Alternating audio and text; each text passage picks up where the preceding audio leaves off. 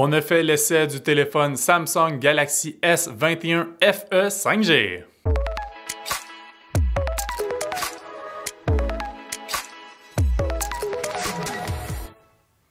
Samsung est sans contredit l'un des plus grands leaders au niveau des téléphones intelligents. Par contre, on peut trouver ça un petit peu mêlant à travers toute leur gamme de téléphones. Il y en a une sortie en 2021 qui porte peut-être un peu à confusion. C'est la Galaxy S FE et on a fait l'essai du Samsung Galaxy S21 FE 5G. Ouf, c'est un peu long à dire.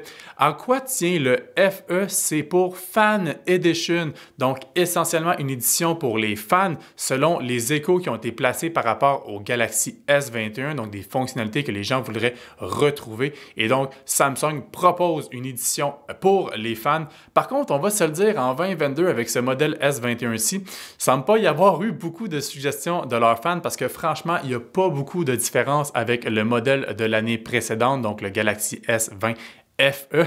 Et donc, essentiellement, malgré des designs différents, on retrouve essentiellement le même système de caméra photo. Donc, on a un objectif principal de 12 mégapixels, on a un ultra grand angle de 12 mégapixels et on a un téléobjectif de 8 mégapixels. Certes, ce n'est pas la même gamme de lentilles, par exemple, que sur les téléphones haut de gamme de Samsung, donc par exemple les S22, S22 Plus ou S22 Ultra, mais ça fait le travail et comme on va le voir plus tard, ça coûte moins cher aussi.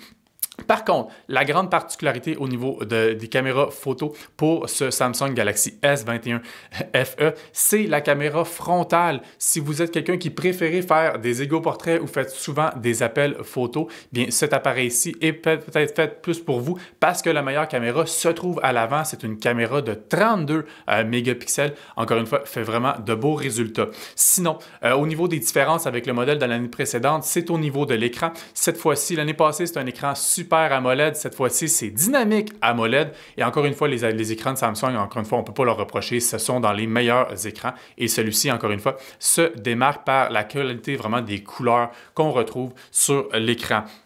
Sinon, au niveau des performances, c'est le même processeur que l'année dernière. Au niveau des particularités, au niveau du stockage et de la mémoire vive, deux options se présentent à nous. On peut opter pour 6 GB de RAM, donc 6 GB de mémoire vive, et avec ça, on va avoir 128 GB de stockage, ou on peut opter pour 8 GB de RAM, et alors on aura 256 GB de stockage. Par contre, la différence avec le modèle de l'année précédente, c'est que celui-ci, donc le S21 FE, n'a pas de possibilité de mettre une carte micro SD pour augmenter le stockage. Je ne peux pas croire que les fans ont dit qu'ils ne voulaient pas ça. Je ne crois pas, je ne vous crois pas, Samsung. Donc ça, c'est vraiment dommage à ce niveau-là. Au niveau de la batterie, c'est la même batterie que l'année précédente. Donc on a une batterie de 4500 mAh qui va essentiellement nous durer toute la journée. C'est sûr que si on commence à mettre la luminosité dans le tapis et qu'on navigue sur le web, pendant des heures et des heures, là, ça va peut-être nous durer 13-14 heures, mais sinon, pour une utilisation normale, ça va nous durer toute la journée. De toute façon, on peut le recharger rapidement via le port USB-C.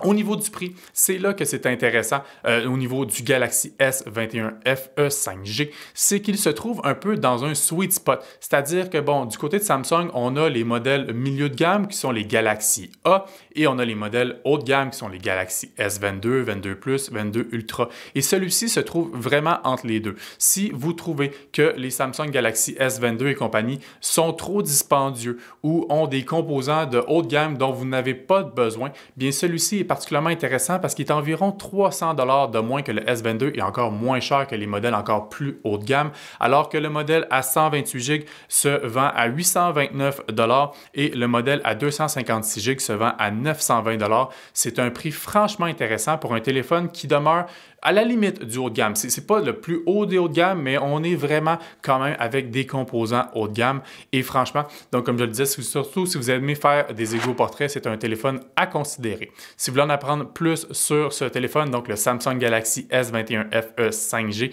vous pouvez retrouver tous les détails et également les liens pour l'acheter en ligne plus bas dans la chronique.